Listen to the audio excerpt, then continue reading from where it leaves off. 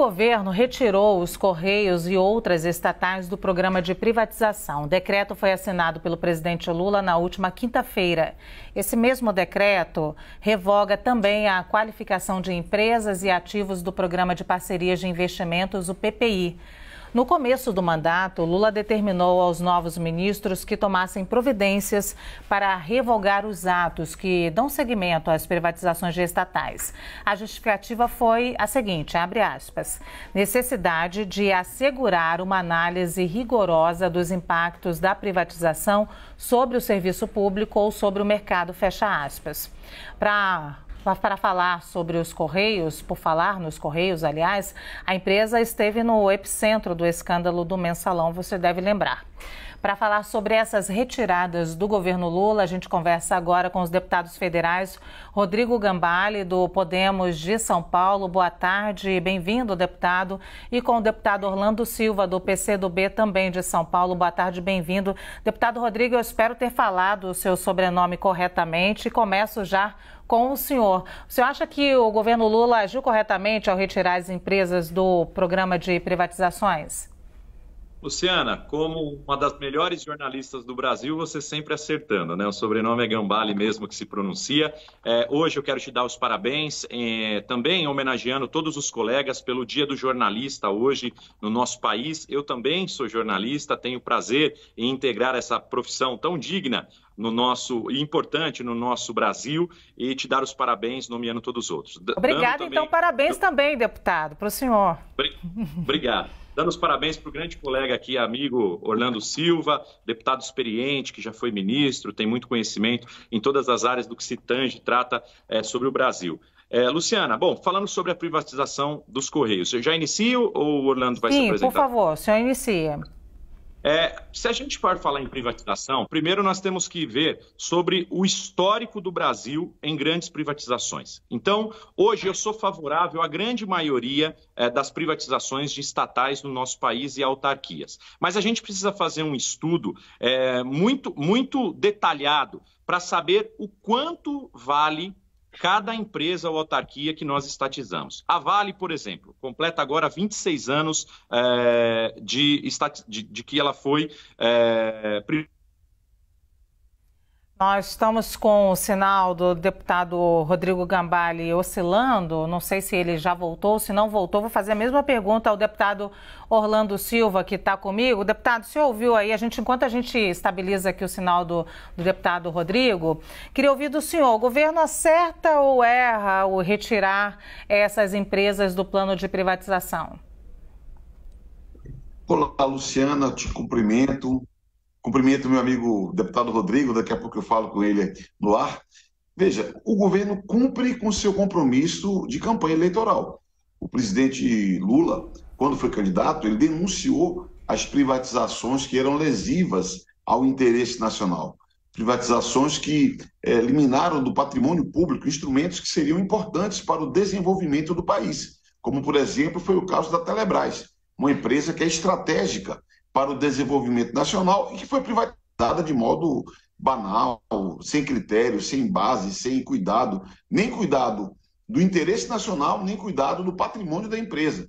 Portanto, a revisão do programa de desestatização feita pelo presidente Lula nada mais é do que o cumprimento de um compromisso de campanha, onde ele apontou a necessidade de nós termos cuidado com aquilo que é o patrimônio público.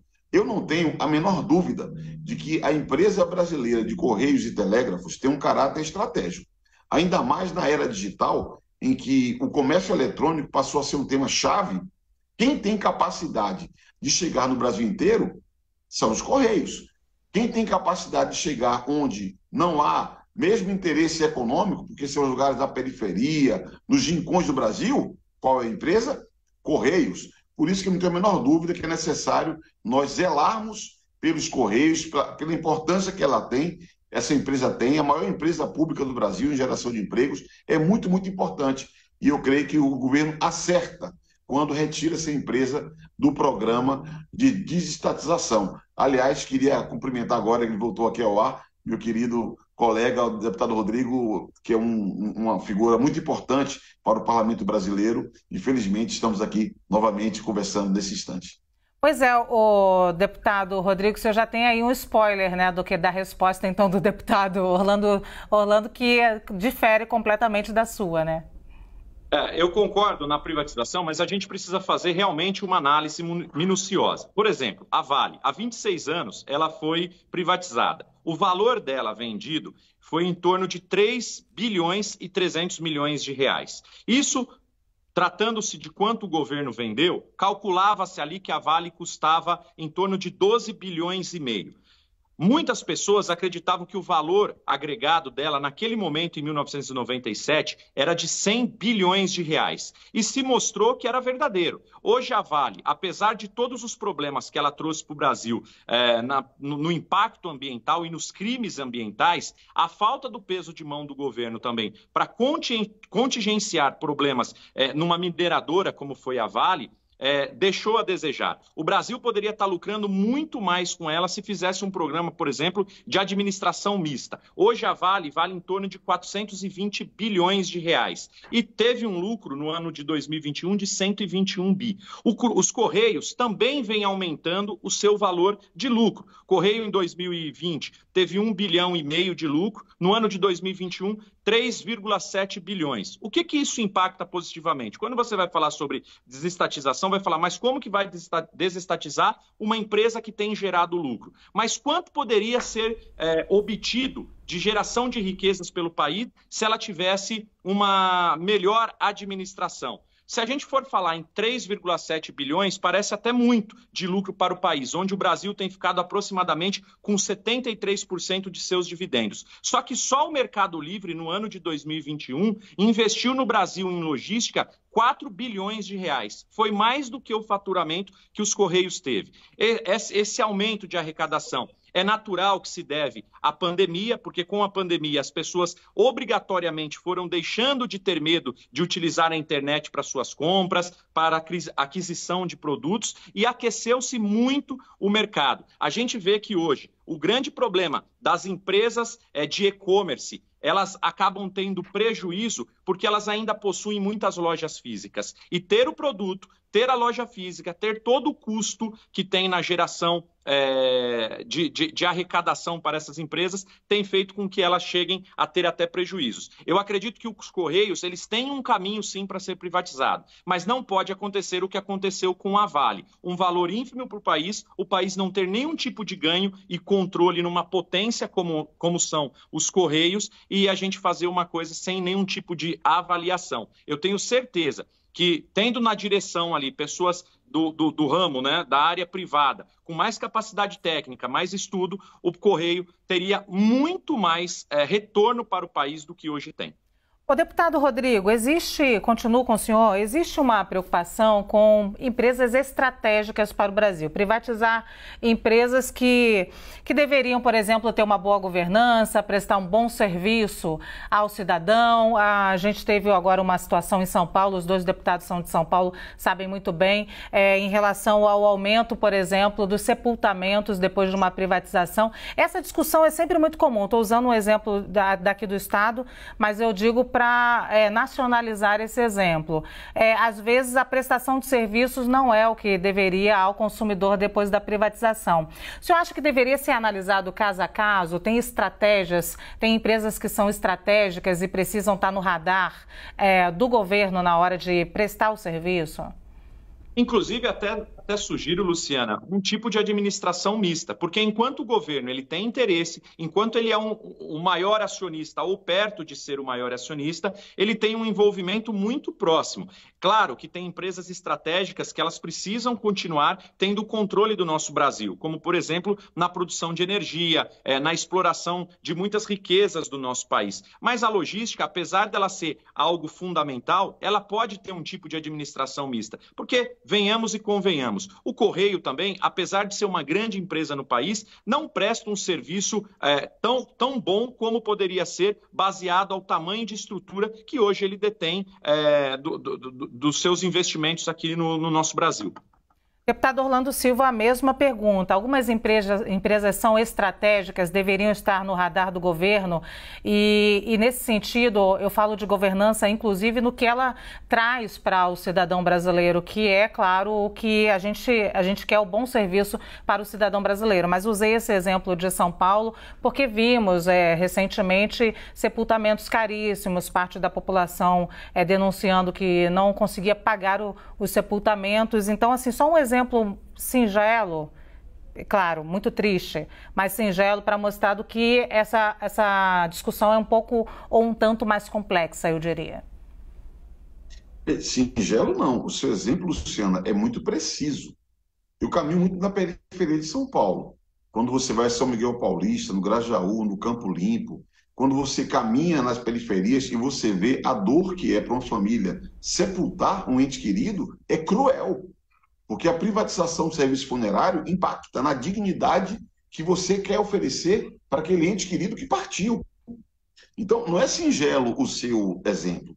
É a demonstração prática de que é necessário que o Estado ele seja funcional, ele atenda ao interesse público. Eu estou fora desse papo de que tudo que é privado é bom e tudo que é público é ruim. Muito antes, pelo contrário. Nós temos, em vários setores, uma excelência do serviço público. Eu poderia numerar, mas são inúmeras as entidades, instituições. Eu poderia falar da Petrobras, por exemplo, que tem pesquisa e desenvolvimento, que chegou no pré-sal, que produz muito energia no Brasil. Eu poderia falar, infelizmente, da Eletrobras que nós perdemos e mesmo os Correios. Todo o argumento que meu colega Rodrigo apresentou com relação à logística, à potencialidade e ao investimento, fala em favor dos Correios. Porque, veja, nós temos uma empresa nacional que tem quadros excelentes, capacidade operacional extraordinária, agora vive 6 anos de sucateamento.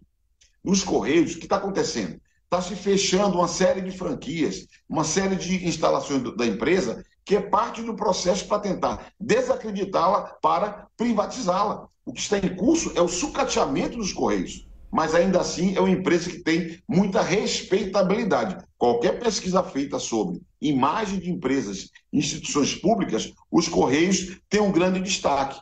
Então eu creio que é necessário nós rompermos esse preconceito contra o que é público, contra o serviço público, contra a atividade do setor público. E nós temos que ter regulação, temos que ter cuidado, temos que ter transparência. E atenção, Luciana, isso aqui não significa defender Correios, não significa compromisso com o erro. Quando se fala de 10, 20 anos atrás, em que houve problemas nos Correios, não acredite esses problemas aos servidores, aos trabalhadores dos Correios. Muitas vezes, a política produz erros em empresas como os Correios, e não temos nenhum compromisso com o erro. Erro tem que ser apurado, combatido e superado.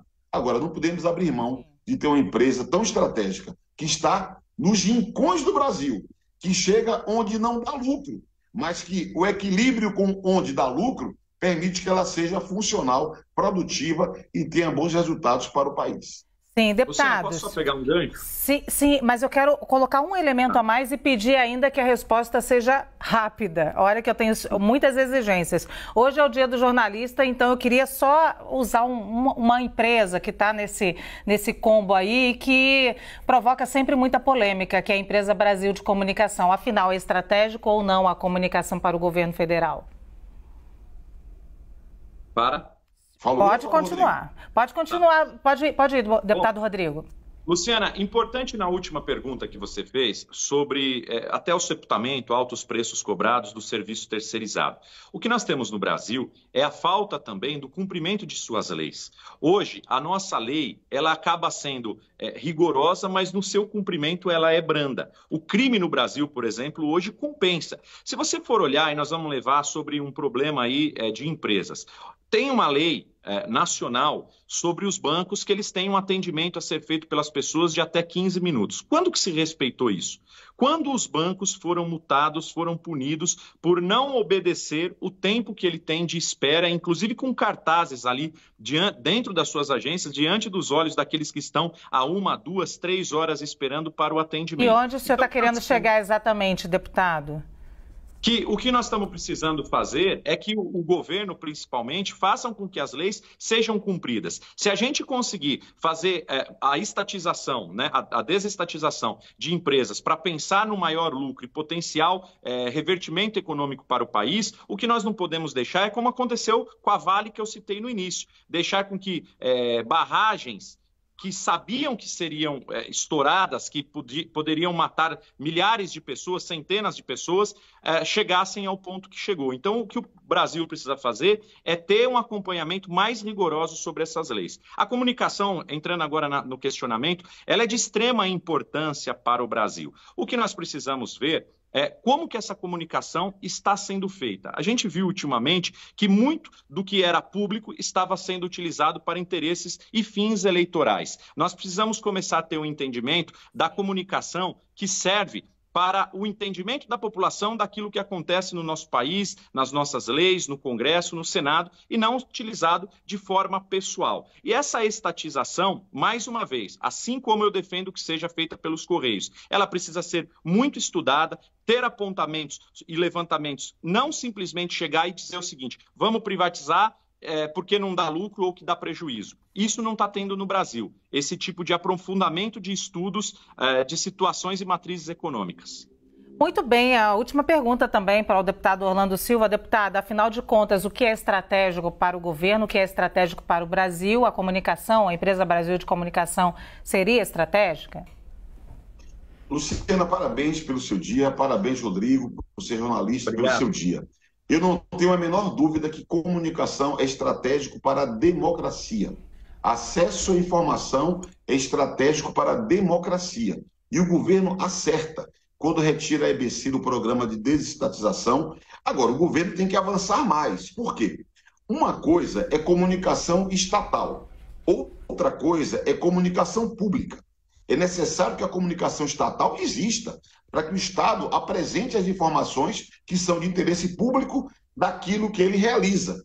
E é necessário que haja uma distinção do que é comunicação pública, para que nós possamos ter acesso à diversidade, inclusive ao contraditório daquilo que é expresso como posição oficial do Estado. Então, é muito importante termos a EBC pública e temos que, mais do que isso, separar o que é comunicação estatal de comunicação pública, inclusive nos meios digitais, porque isso é parte do pluralismo necessário para garantir o acesso à informação. Por isso que é tão importante nós termos empresas como a EBC e que eu espero que possa dar passos adiante, inclusive sendo um instrumento para o fomento à diversidade, para o fomento e difusão de cultura, para que nós possamos ter um ecossistema informativo mais sofisticado, para além dos monopólios que operam na comunicação no Brasil, e dessa maneira nós possamos ter mais informação e mais democracia. Hoje em dia, se fala muito de fake news, de desinformação. Qual o caminho para combater a desinformação? Garantir acesso à internet, garantir educação midiática e garantir acesso à informação. E é por isso que o sistema público de informação é tão importante e é por isso que seria um erro privatizar a EBC. Ao contrário, é necessário fortalecer o ecossistema informativo, incluindo aí o setor público, que é tão importante para, além do Estado, permitir o pluralismo no acesso à informação e à produção de informação no Brasil. Perfeito, que dupla boa para debate, hein? Muito obrigada. Nós conversamos com deputados federais Rodrigo Gambale, do Podemos de São Paulo, primeira vez aqui no Visão CNN, e o deputado Orlando Silva, do PCdoB, também de São Paulo, que já esteve aqui outras vezes. Muito obrigada aos dois por nos atenderem em um feriado.